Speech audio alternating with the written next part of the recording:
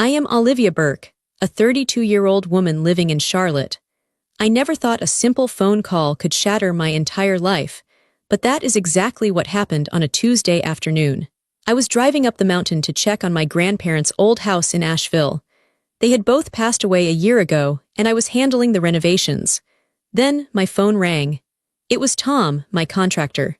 I expected him to ask about paint colors or floorboards. Instead, his voice was shaking. He sounded terrified. "Miss Burke," he said, "you need to get up here, and you need to bring your family. We found something behind a false wall in the loft." My heart stopped. Grandma had always kept that loft locked tight. She told us never to go up there. Tom told me they found a hidden digital safe. And the most chilling part, it didn't have a brand name on it. It had my sister Amara's name engraved right on the metal top. I stared at the road, unable to breathe. I knew right then that this wasn't a treasure. It was a bomb. And it was about to blow my family apart. But before I tell you how everything flipped, like and subscribe, drop a comment. Where are you watching from? I am Olivia Burke, a 32-year-old.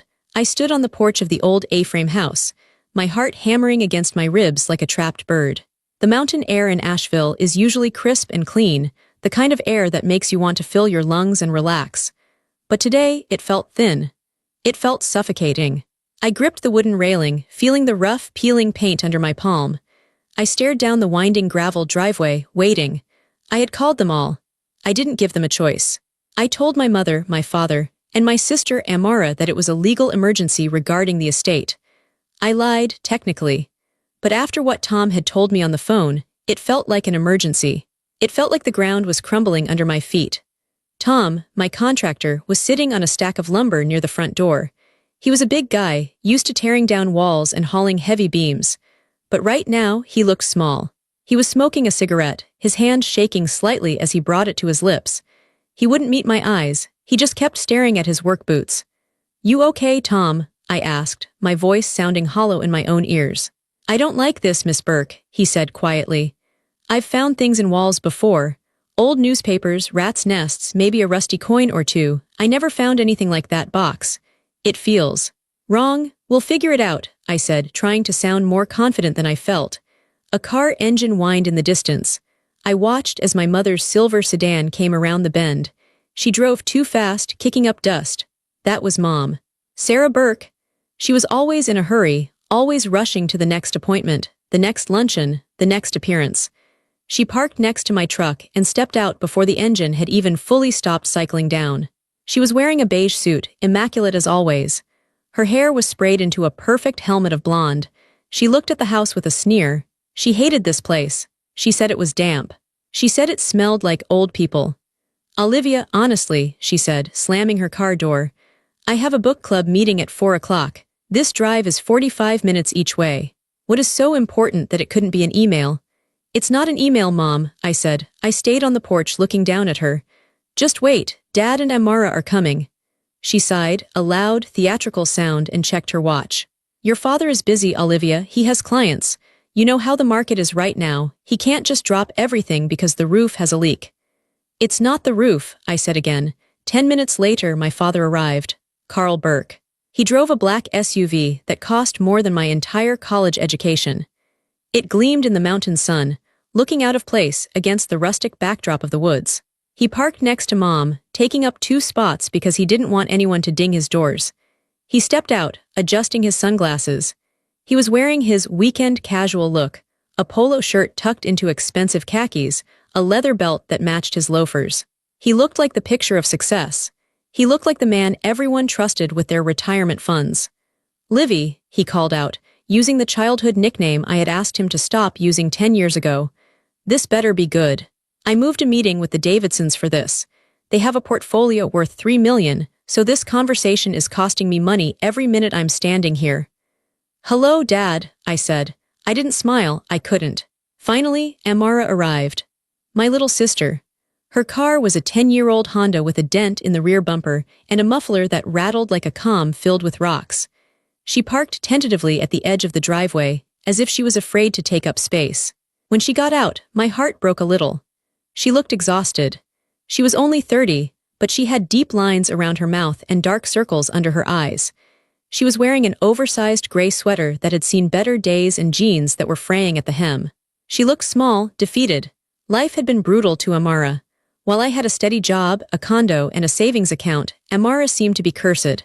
She worked 2 jobs, waitressing and data entry, but she was always broke. She had bad credit. She had debt collectors calling her. She had an ex-husband who had dragged her through the mud. "Hey," she said softly, hugging herself against the mountain chill. "Is everything okay? You sounded scary on the phone." "Come inside," I said. "All of you." We walked into the house. The main floor was empty, stripped down for the renovation. The air smelled of sawdust, varnish, and the musty, sweet scent of the old pine logs. It was a smell that usually brought back happy memories of summer vacations. Today it just smelled like secrets. "Tom," I called out. "Up here," Tom's voice drifted down from the loft. My mother stopped at the foot of the stairs.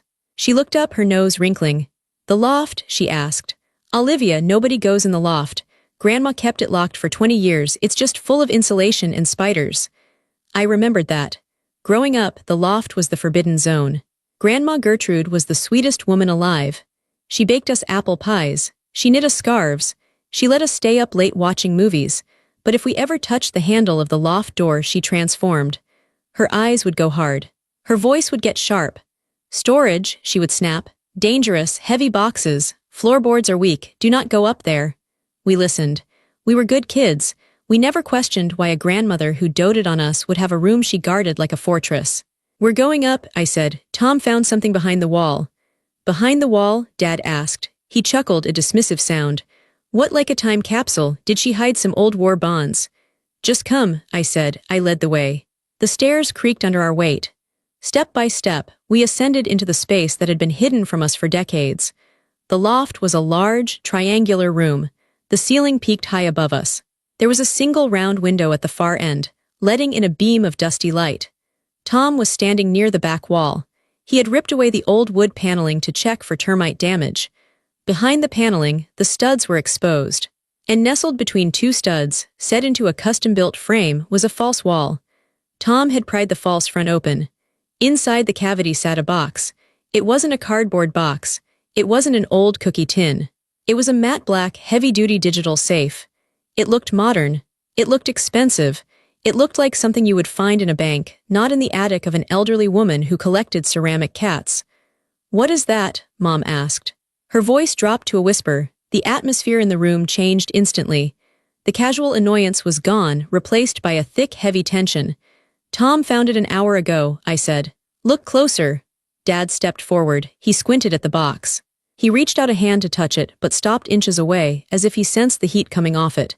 "It's a biometric safe," he muttered. "Keypad entry, high security. Why on earth would Mother have this?" "Look at the top, Dad," I said. "Read the engraving." The light from the window hit the top of the metal box.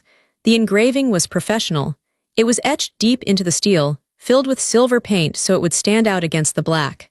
"Amara," my sister let out a sharp gasp. She put her hand over her mouth. Her eyes went wide, darting from the box to me, then to Dad. "Me," she whispered. "Why? Why is my name on a safe in Grandma's attic?" "There's a date," I said, pointing. Under her name there were 2 dates. 2014, 2024, 2014, Amara said, her voice shaking. That's 10 years ago. That's the year I dropped out of grad school. That's the year everything started going wrong." "This is ridiculous," Dad said suddenly. His voice was too loud in the small space. He straightened up, adjusting his cuffs. "It's probably just sentimental. Maybe she started a savings bond for you, Amara, and wanted to surprise you. You know how she got at the end." Her mind was wandering. "She probably hid it and forgot the code." "She didn't forget," I said. I looked at my father. I looked at his perfect clothes and his confident jawline. "She built a false wall, Dad. She hid this behind paneling. You don't build a false wall for a savings bond. You build a false wall to hide something you never want found." "Well, let's just open it," Mom said nervously. She was twisting her wedding ring on her finger. "We can pry it open with a crowbar. Tom has tools, right?" "It's reinforced steel, Mrs. Burke," Tom said from the corner. "And it's bolted to the frame from the inside. If you try to pry it, you'll damage whatever is inside. And these digital ones, some of them have a failsafe. If you force them, they lock down permanently." The room fell silent. We stood there in a semicircle. Mom, Dad, Amara, and me. I looked at the box. It felt like it was humming. It felt like it was alive. Grandma didn't want this found while she was alive, I said slowly. But she wanted us to find it now. That's why she hired Tom. She put it in her will that the renovations had to start this year. She knew the paneling would come down. This is morbid, Dad snapped.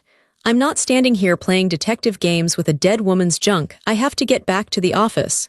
He turned to leave. No, I said. My voice was sharp. You aren't going anywhere. Excuse me, Dad looked at me, his eyes narrowing. He wasn't used to being told what to do, especially not by his daughters. It has Amara's name on it, I said. This is about family. We are opening it. Now, I stepped up to the keypad. The numbers glowed with a faint, ghostly green light. I stood directly in front of the black box. The keypad had numbers 0 through 9. It was simple, but the possibilities were endless. Does anyone know the code? I asked.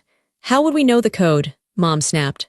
She was pacing back and forth in the small space, her heels clicking on the plywood subfloor. She never told us she had a safe. She never told us anything. Think, I said. Grandma was sentimental. She wouldn't use a random number. She would use something that meant something to her. Try my birthday, Amara whispered. She was standing close to me now, drawn to the box like a moth to a flame. She looked terrified, but she couldn't look away. Okay, I said. June 12th, I reached out. My finger felt heavy. I pressed the buttons. 0612 the lock beeped. A harsh electronic tone. A small red light flashed once. Wrong, I said. Try Grandma's birthday, Mom said. March 15th. I typed it in. 0315, beep, red light. One more try, Tom warned from the corner. A lot of these lock out after 3 tries for an hour or worse. My hands were sweating. I wiped them on my jeans. Let me do it, Dad said, pushing forward. He used his shoulder to nudge me aside. You're going to mess it up. I know how she thought. She probably used the address of the first house we lived in. 402 Maple Street. He reached for the keypad. Stop, I yelled. I grabbed his wrist. He spun around, his face flushing red. Don't you grab me, Olivia. Don't you touch that keypad, I shot back. You don't know her. You think you do, but you don't. You stopped visiting her 5 years ago, Dad. You only came up here when you needed her to sign paperwork for the trust. He glared at me, but he pulled his hand back. Fine. You want to lock it forever. Go ahead, be my guest. I closed my eyes. I tried to block out the sound of Mom's pacing and Dad's heavy breathing. I tried to picture Grandma. I saw her in her kitchen. I saw her kneading dough. I saw her looking at the photo album she kept on the coffee table. It was the album of her wedding. She always said her life didn't really begin until she met Grandpa. She said he saved her. She said their anniversary was the only day that mattered. June 4th, 1965. I know what it is, I said softly. What? Amara asked. Her wedding anniversary, I said. It has to be. I took a deep breath. I stared at the green numbers. This was it, the final try. I pressed the button slowly, deliberately. 060465. I held my breath. Click. The sound was loud in the quiet loft. It was the sound of a heavy mechanical latch sliding back. The door of the safe popped open about an inch. You got it, Amara breathed. I hooked my finger around the edge of the door and pulled. The hinges were smooth and silent. The door swung open. We all leaned in, our heads bumping together. The safe was mostly empty. There were no stacks of cash, no gold bars, no velvet bags of jewelry. Lying in the center of the metal floor was a single, thick manila envelope. It looked innocent. It looked like ordinary mail. But the way it sat there, isolated and protected by steel and codes, made it look dangerous. I reached in. My hand was trembling. I pulled the envelope out. It was heavy. It felt like it contained about 20 or 30 sheets of paper. On the front, written in Grandma's shaky handwriting, the writing she had in her final months when the cancer was making her weak, were 2 words. For Olivia for you? Mom asked, sounding offended. Why is it for you? Amara's name is on the box, but the letter is for you. I don't know, I said. I turned the envelope over. It was sealed with tape. I ripped the tape. The sound was like a tear in the fabric of the room. I reached inside and pulled out a stack of papers. On top was a handwritten letter on her favorite floral stationery. Read it, Dad said. His voice was tight. He was watching the papers with a hawk-like intensity. Read it out loud. Okay, I said. Everyone be quiet. I cleared my throat. I focused on the words, trying to keep my voice steady. My dearest Olivia, I read. If you are reading this, I am gone. And I am sorry. I am so sorry that I was too weak and too sick to fix this while I was still breathing. I have left this burden to you because you are the strong one. You are the only one who can stand up to him. I paused. I felt a chill run down my spine. Him, I continued reading. For the last 10 years, I have lived with a terrible secret. I have suspected and then confirmed that my son, your father, Carl, has been stealing. That is a lie, Dad shouted. He lunged forward. Give me that. I stepped back quickly, holding the letter to my chest. Stay back, Dad. I mean it. Amara stepped in front of me, blocking him. She was small, but she looked fierce. Let her read, Dad. Dad stopped. He was breathing hard, his face a mask of fury. She was on morphine, Olivia. She didn't know what she was writing. Let me finish, I yelled. I looked back at the letter. He is a financial advisor, Grandma wrote. People trust him, but I started noticing things years ago. I saw mail at my house for accounts I never opened. I saw statements for transfers I never authorized. When I asked him, he told me I was confused. He told me I was forgetting things. But I wasn't forgetting. I started keeping the mail. I started hiding it, and what I found broke my heart. Carl wasn't just stealing from his clients. He was stealing from the family. And to cover his tracks, he needed a scapegoat. He needed someone disposable. I felt sick. The bile rose in my throat. I looked at Amara. She was pale, her eyes wide with dread. He used Amara, I read. The words tasted like ash in my mouth. He opened accounts in Amara's name. He used her social security number. He forged her signature. He routed stolen money through shell companies that he registered to her. He destroyed her credit rating on purpose, Olivia. He kept her poor and desperate so that she wouldn't have the resources to fight back. He made sure she looked unstable so that if the police ever came, he could point the finger at his troubled daughter. No, Amara whispered. She grabbed the edge of a wooden stud to steady herself. No, that can't be real. I have proof, the letter went on. Inside this envelope are copies of the documents I could steal from his briefcase when he visited. But the real evidence is in the cloud. I hired a private investigator 3 months before I died. He helped me upload everything. I pulled another piece of paper from the envelope. It was a small index card. On it was a website URL, a username, and a long, complicated password. I looked up at my father. He wasn't shouting anymore. He was standing very still. His face had gone completely white. He looked like a statue. You did this, I said. My voice was barely a whisper, but in the silence of the loft, it sounded like a scream. You did this to her. It's a misunderstanding, Dad said. His voice was calm, eerily calm. It was his business voice. Complex tax structures, estate planning, minimizing liability. Mom didn't understand high finance. She misinterpreted data points. She said you forged her signature, I said. She said you ruined Amara's credit on purpose. Amara has always been irresponsible, Dad snapped, pointing a finger at my sister. Look at her. She can't hold a job. She's a mess. I tried to help her. You didn't help me, Amara said. Her voice was shaking, but she walked toward him. You handled my finances when I was 20. You told me to sign those papers. You said it was for a trust fund. You said it was to protect my future. She stopped inches from him. You stole my future, she said. My loans were denied. My car was repossessed. I couldn't get an apartment. I thought I was cursed, Dad. I thought I was stupid. But it was you. It was you the whole time. I did what I had to do for this family, Dad yelled. Do you know how much it costs to maintain our lifestyle, to pay for your mother's clubs, for your college, Olivia? I made sacrifices. You sacrificed me, Amara said. Tears were finally spilling over her cheeks. You fed me to the wolves so you could keep your country club membership. Mom was standing in the corner. She looked like she was in shock. She looked from Dad to Amara. Carl, she said weakly, is it true? Did you use Amara's name? Sarah, shut up, Dad hissed at her. We are leaving. This is nonsense. We are going to court to get this will sealed. Olivia, give me that envelope. No, I said, I'm keeping this, and I'm logging into that cloud account. If you do that, Dad said, his voice dropping to a menacing growl, you will destroy this family. You will ruin everything I built. Think about your mother. Think about your inheritance. I looked at the black box. I looked at the name Amara engraved on it. I looked at my sister, broken and crying in her oversized sweater. You already destroyed this family, Dad, I said. We're just digging through the wreckage. I turned to Tom. Tom, escort him off the property. If he doesn't leave, call the sheriff. With pleasure, Tom said, stepping forward, his chest puffed out. Dad glared at us one last time. He looked like a cornered animal. Then he spun around and stormed down the stairs. We heard the front door slam so hard the whole house shook. I didn't stay at the A-frame. The air there felt poisoned. I told Amara to go to my house in Charlotte. I told her not to go back to her apartment. If Dad was desperate, I didn't know what he would do. I didn't want her to be alone. I drove my truck down the mountain. My hands were gripping the steering wheel so tight my fingers ached. I kept checking my rearview mirror, half expecting to see Dad's black SUV tailing me. But the road was empty. The drive was 2 hours. 2 hours of silence. 2 hours to think. I thought about every family dinner we'd had in the last 10 years.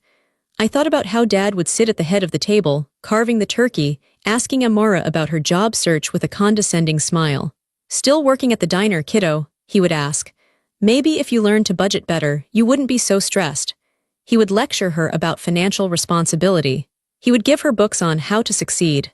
And all the while, he was using her name to launder millions of dollars. He was the reason she was failing, and he sat there and mocked her for it. It was a level of cruelty I couldn't wrap my head around. It was evil. When I finally got to my house, I locked the door. I bolted it. I closed all the blinds. Amara was sitting on my couch, wrapped in a blanket, staring at the wall. She looked catatonic. "I'm going to check the files," I told her gently. "You don't have to watch if you don't want to." "I want to know," she said. Her voice was flat. "I need to know exactly what he did." I sat at my dining table and opened my laptop. I typed in the URL from Grandma's index card. The screen was stark white with a simple login box. Username: Gertrude B. Truth. Password: My girls deserve better. 1965. My heart clenched at the password. Even in her digital afterlife, Grandma was trying to protect us. I hit enter. The screen loaded. A folder appeared. It was titled simply, The Evidence. I clicked it. The list of files was endless. There were hundreds of documents. PDFs, audio files, image scans. It was organized by year. 2014, 2015, 2016, all the way to 2024. I opened the folder marked 2018. I chose a file at random. It was a bank transfer authorization. It showed a transfer of $75,000 from the account of a Mrs. Lois Cole to a company called Blue Ridge Consultations. I scrolled down to the signature line. There, in black ink, was a signature. Amara Burke, CEO. "Amara," I said, "look at this." She leaned over my shoulder, she gasped. That looks like my signature, but it's not. Look at the B. I loop my B at the bottom. This one is looped at the top. "He practiced," I said. "He got it close enough to pass a casual inspection by a bank teller who didn't care." I opened another file. This one was a tax return for Blue Ridge Consultations. It listed the company's address as a P.O. box in a town 3 hours away. It listed the sole officer as Amara Burke. And it listed the company's income as $450,000. "He made almost $500,000 that year through this shell company," I said. "Amara, where were you working in 2018? "I was working at the bookstore," she said. "I was making $11 an hour. I couldn't afford to fix the heater in my car. I drove all winter with no heat." I felt a hot tear slide down my cheek. He was raking in $500,000 using her name, and he let her freeze in her car. "There's audio," I said. I saw a folder marked Recordings. I clicked on a file labeled Dad Kitchen Argument NOV 2023. I turned up the volume. Grandma's voice filled the room. She sounded breathless, likely from the cancer, but her tone was sharp. "Carl, I found the statement. You can't lie to me. Who is Mrs. Whitaker? Why is her money in an account with Amara's social security number?" Then, Dad's voice. He sounded annoyed, like he was dealing with a petulant child. "Mom, drop it. You don't understand how these things work. It's temporary. I'm moving assets to protect them from tax liability." "You're stealing," Grandma's voice rose. "And you're framing your daughter. Does Amara know? Does she know she's the owner of this account?" There was a pause. A silence that lasted for 10 seconds. Then Dad spoke. His voice was cold, deadly. "If you tell her, Mom, if you breathe a word of this to anyone, I will stop paying for your treatments. I will pull the plug on your home care. You'll die in a state-run hospice facility with strangers changing your diapers." I slammed the laptop shut. I couldn't listen to any more. I felt like I was going to vomit. He threatened her. He threatened his own dying mother with a painful, lonely death if she exposed him. I looked at Amara. She wasn't crying anymore. She was sitting very still, Her face was hard, her eyes were dry. He's a monster, she said. It wasn't a question, it was a statement of fact. We have everything, I said. We have the documents, we have the recordings, we have the motive. It's not enough, Amara said. What do you mean? It's a mountain of evidence. It's evidence against Amara Burke, she said. The signatures are mine, the accounts are mine, the audio. A good lawyer could say Grandma was coerced or confused. Dad could say he was just managing my accounts for me because I'm incompetent. He's been painting me as incompetent for 10 years, Olivia. He set the stage perfectly. She stood up. She walked to the window and looked out at the street. If we go to the police now, there's a 50/50 chance I get arrested too. Accessory to fraud, money laundering, I could go to prison. I won't let that happen, I said fiercely.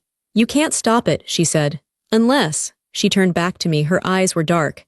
Unless we get him to confess, she said, to us, on tape today. How? We trap him, she said. We use his greed against him. The next morning, the sun came up, but the world felt darker than before. We had barely slept. We spent the night going through every file, building a timeline of the theft. It was over $5 million. $5 million stolen from retirees, widows, and vulnerable people. All funneled through Amara's name. We needed a plan. We need to meet someone first, I said. Mrs. Whitaker, she was mentioned in the files the most. She lives here in Charlotte, I looked her up. Why? Amara asked. She was drinking black coffee, her hands steady now. The shock had burned away, leaving only a cold, hard anger. Because I need to know he's guilty, I said. I know the files say it, but I need to look a victim in the eye. I need to know that you never met her. We drove to Mrs. Whitaker's house. It was a small brick bungalow in a quiet neighborhood. The garden was overgrown. The paint was peeling. This was the home of a woman who had lost her savings. I knocked on the door. A frail woman opened it. She had white hair and kind eyes, but she looked worried. Mrs. Whitaker, I asked. I'm Olivia Burke. This is my sister, Amara. Her face changed when she heard the name Burke. She recoiled, gripping the doorframe. Burke, she said. Are you related to Carl, the man who manages my money? We're his daughters, I said. We're here to help you. Can we come in? She hesitated, then nodded. We sat in her living room. It was filled with ceramic figurines and photos of grandchildren. Mrs. Whitaker, I asked gently. Has my father? Has he been good to you? She looked down at her hands. He's very charming. He tells me not to worry, but my statements never come anymore. He says he switched them to digital to save trees. But when I ask for money for my grandson's tuition, he says the market is down. He says the funds are locked. I looked at Amara. She nodded. Mrs. Whitaker, I said, have you ever met my sister? Amara, the old woman looked at Amara. She squinted. No, I've never seen this young lady before in my life. Did you ever authorize her to manage your account? I asked. Did you ever sign a paper giving Amara Burke power of attorney? Heavens no, Mrs. Whitaker said. Why would I do that? I don't know her. I pulled out a file from my bag. It was a copy of a power of attorney document, signed by Evelyn Whitaker, granting full control to Amara Burke. Is this your signature? I asked. She put on her glasses. She looked at it for a long time. Then she looked up, tears filling her eyes. No, she whispered. That's not my writing. I never signed that. Thank you, I said. That's all we needed. We left the house. We sat in my truck in silence for a moment. He's stealing from her right now, Amara said. She can't pay for her grandson's college because he stole it. We're going to end this, I said, tonight. How? We call him, I said. We tell him we want a deal. A deal? We tell him we found the hard drive. We tell him we know everything. And we tell him that for $2 million, we'll give him the drive and keep our mouths shut. Amara looked at me, shocked. You want to blackmail him? No, I said. I want to record him agreeing to it. If he agrees to buy our silence, he's admitting the guilt. He's admitting he knows the evidence is real. It's the final nail in the coffin. He'll come after us, Amara said. He's dangerous, Olivia. You heard the tape. He threatened Grandma. Let him come, I said. We'll be ready. We drove back to my place. I set up the living room. I put my phone hidden behind a picture frame, recording video. I put a second voice recorder under the sofa cushions. Then I dialed his number. Hello, he answered on the first ring. He sounded tense. Dad, I said. We need to talk. I have nothing to say to you ungrateful girls, he spat. We looked at the files, Dad, I said. All of them, the shell companies, the forged signatures, Mrs. Whitaker. Silence on the line. What do you want? His voice was lower now, cautious. We want money, I said. You used Amara's name to make millions. She deserves her cut. She's broke, Dad. She wants a fresh start. You're trying to extortion me. He sounded almost impressed. Call it a settlement, I said. Bring $2 million. Cash or wire transfer. Tonight, my house. If you do, we give you the flash drive. We destroy the cloud password. You never hear from us again. And if I don't, then I email the files to the FBI tomorrow morning. He paused. I could hear him breathing. I could practically hear the gears turning in his head. He was calculating. He was weighing the cost. $2 million was cheaper than prison. I'll be there at 8 p.m., he said. He hung up. I looked at Amara. She was shaking, but her jaw was set. He's coming, I said. Good, she said. She stared at the empty chair where he would sit. I want to look him in the eye when he falls. After the call with my father, the adrenaline started to fade. In its place, a cold, hard fear settled into my stomach. I looked at Amara. She was sitting on my couch, staring at the phone like it was a snake that might bite her. He's coming, she whispered. He's really coming. We have to be ready, I said. But Amara, I've been thinking. If we just record him on my phone, is that enough? We aren't lawyers. What if the audio isn't clear? What if he claims we edited it? He has expensive lawyers. He could twist this around. Amara looked at me, panic rising in her eyes. You said the plan would work. It will work, I said. But we need backup. We need someone who knows exactly how to nail him. We need a witness who isn't us.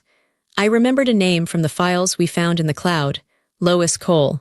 She was Grandma's oldest friend and a former colleague.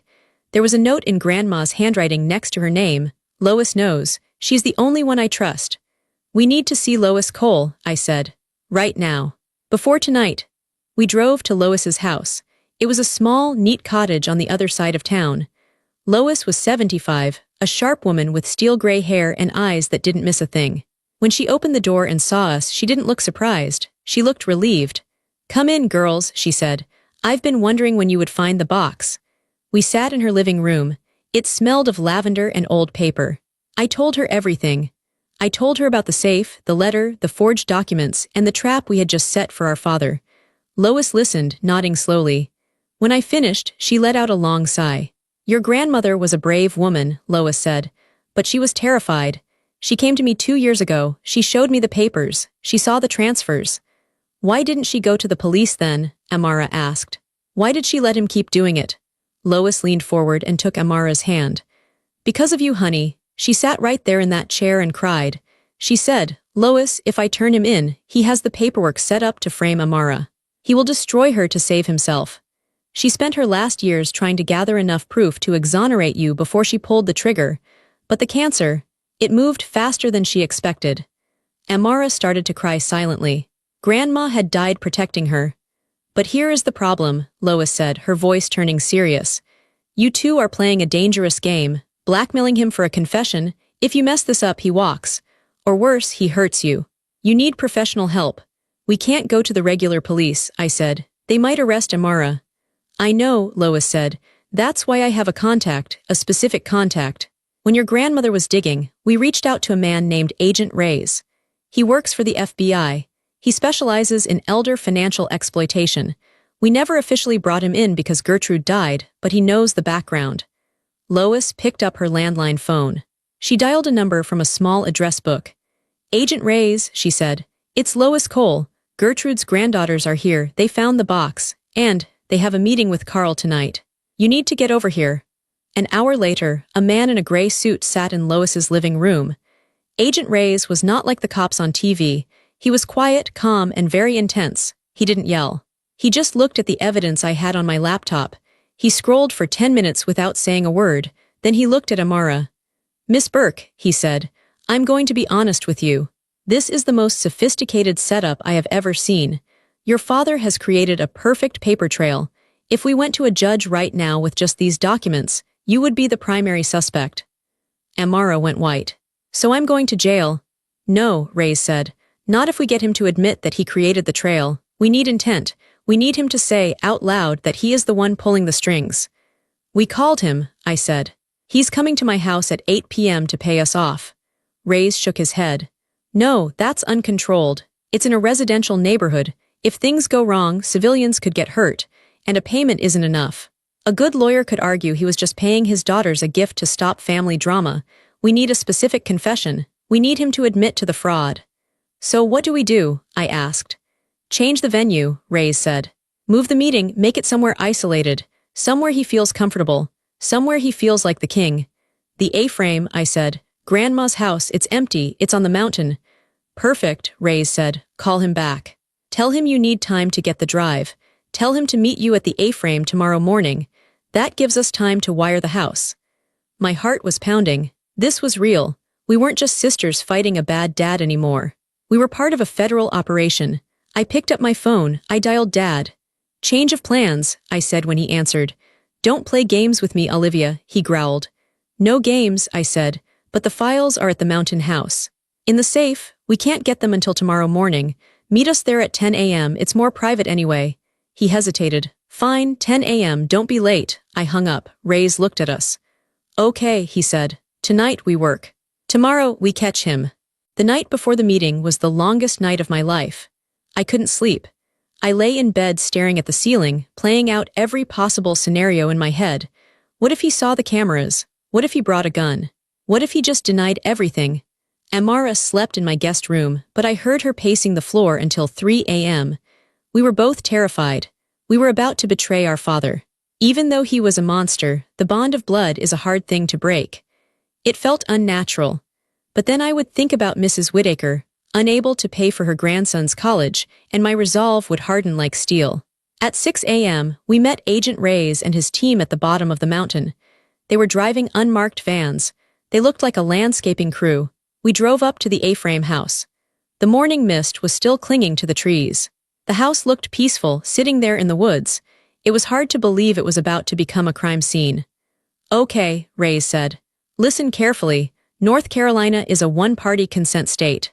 That means as long as you, the participants in the conversation, consent to the recording, it is legal. You are the consenters, we are just the listeners. He handed me a small device. Put this in your pocket. It's a backup audio recorder. But don't worry about it too much. We are going to put cameras and microphones in the living room. I watched as the agents worked. They were fast and silent.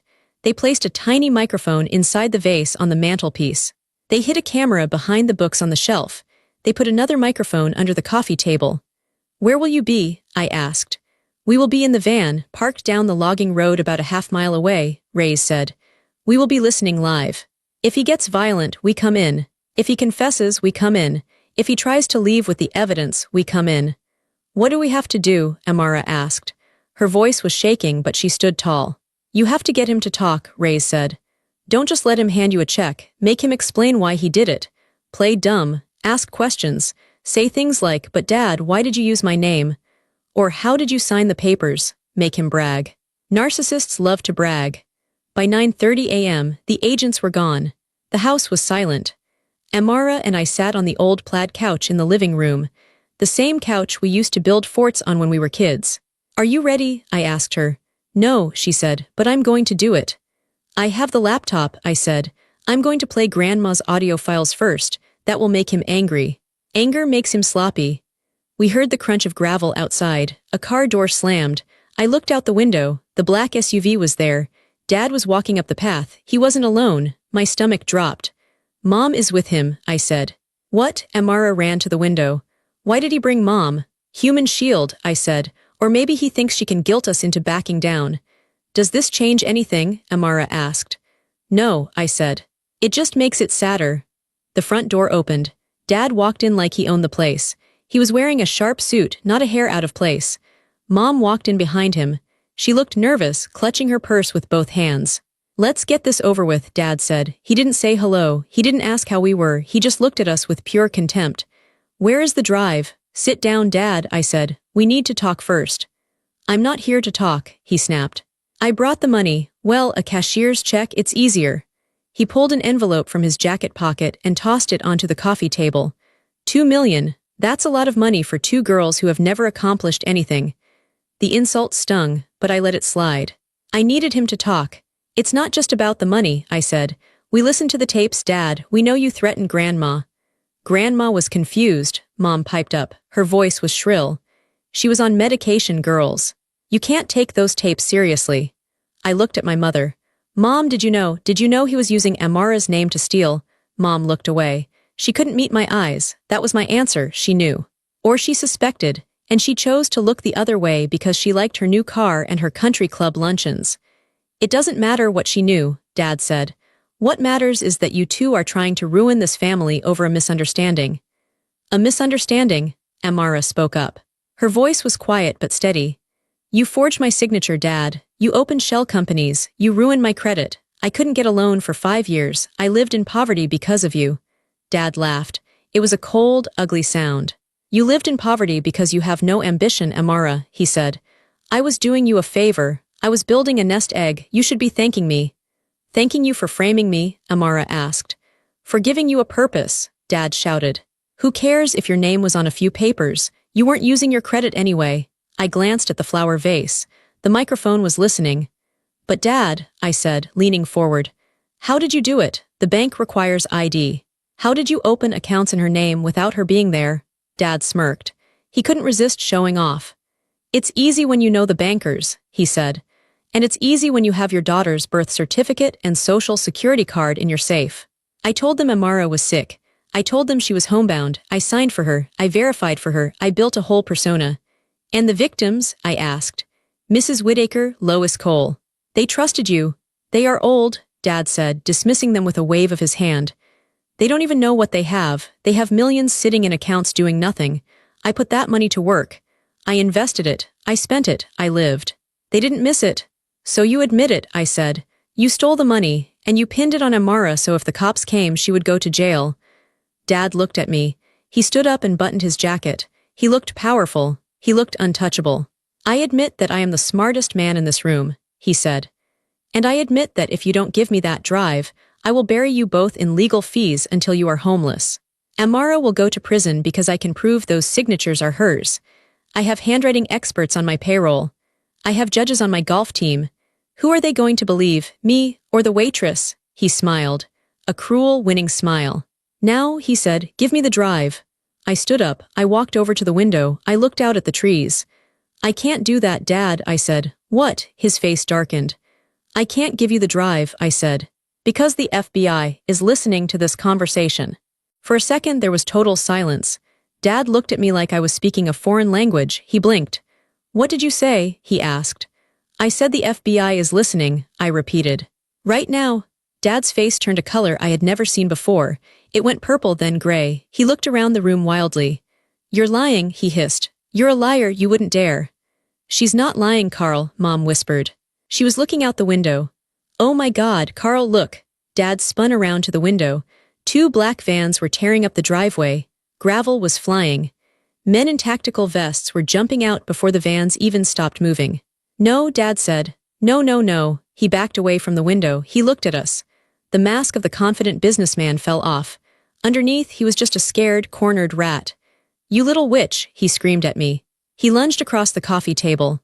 You set me up. FBI, open UP. The voice boomed from the front porch. The door didn't even have time to open. A battering ram hit it. Crack. The wood splintered. The door flew open. Agent Reyes was the first one in. He had his gun drawn, pointed at the floor. Carl Burke, he shouted. Hands where I can see them. Now, 6 agents flooded the room. The tiny A-frame felt suddenly very crowded. Dad froze.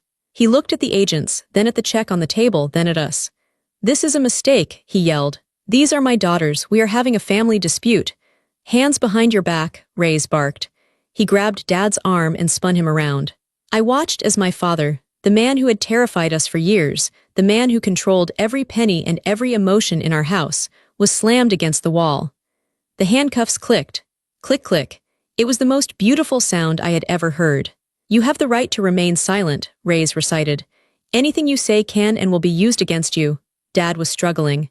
Sarah, call the lawyer, call Henderson, tell him to fix this. Mom was sitting on the couch, sobbing. She didn't move, she didn't reach for her phone, she just cried. Sarah, Dad screamed. Agent Reyes hauled him toward the door. As he passed Amara, Dad stopped struggling for a second. He looked at her. His eyes were full of hate. You're nothing, he spat at her. You're ungrateful trash. Amara stood up. She looked him right in the eye. She didn't flinch. I'm the witness, she said calmly. And I'm the victim. And I'm the one who just took you down. Dad was dragged out the door. We heard him shouting all the way to the van.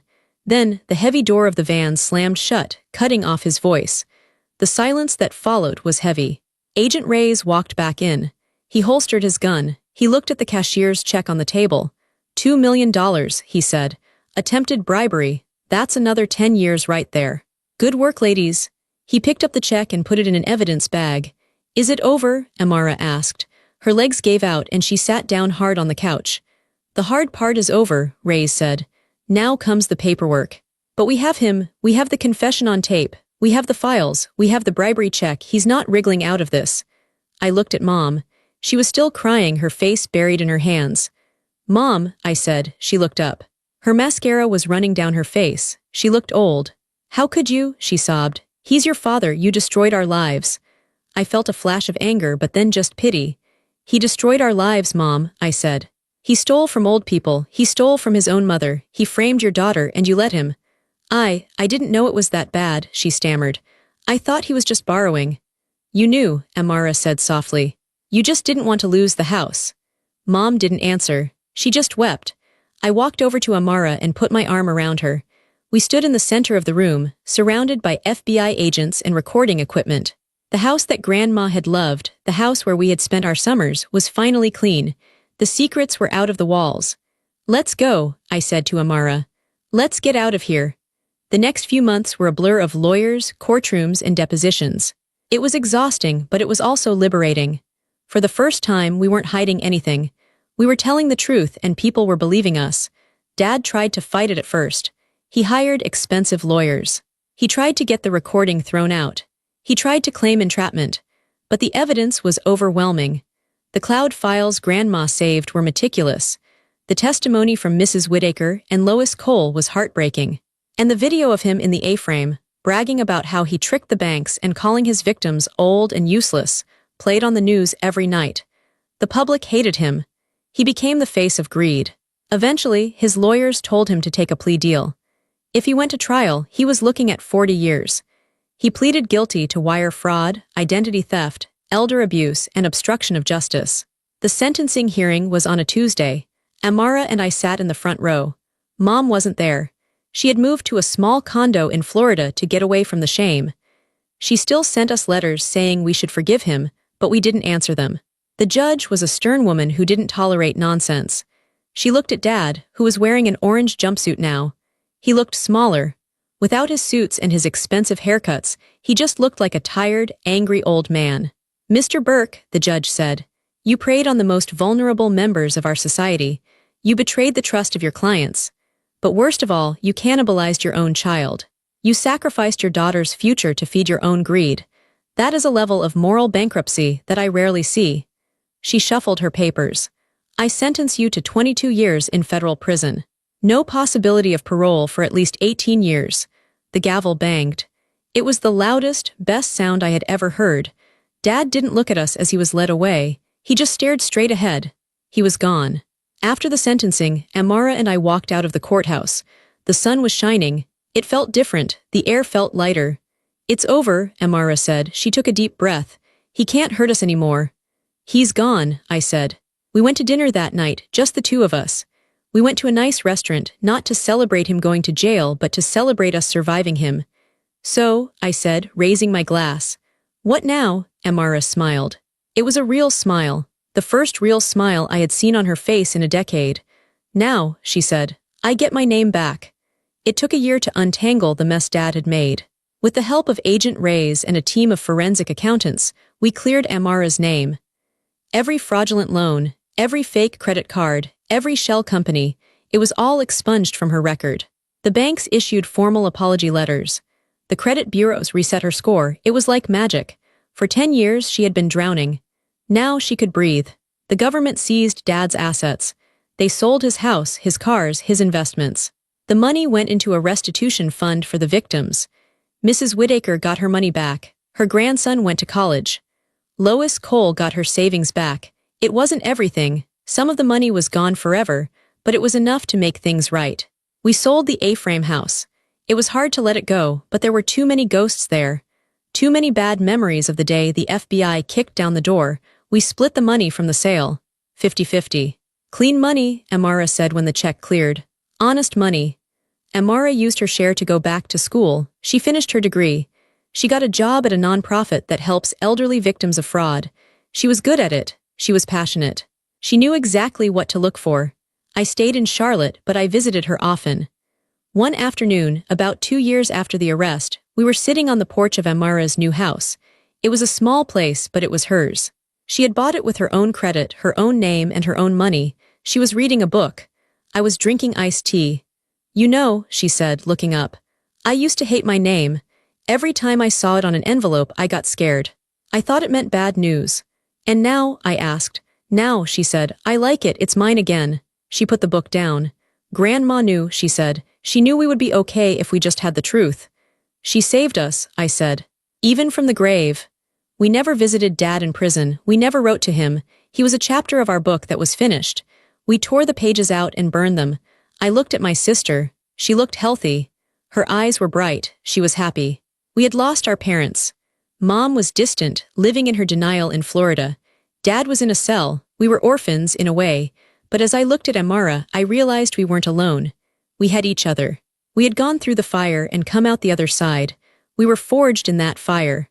Grandma's last lesson wasn't about money. It wasn't even about justice. It was about loyalty. She taught us that blood doesn't make you family. Love makes you family. Protection makes you family. And standing there on that porch, watching the sun go down, I knew that was the only inheritance we ever really needed. Like and subscribe, drop a comment, where are you watching from?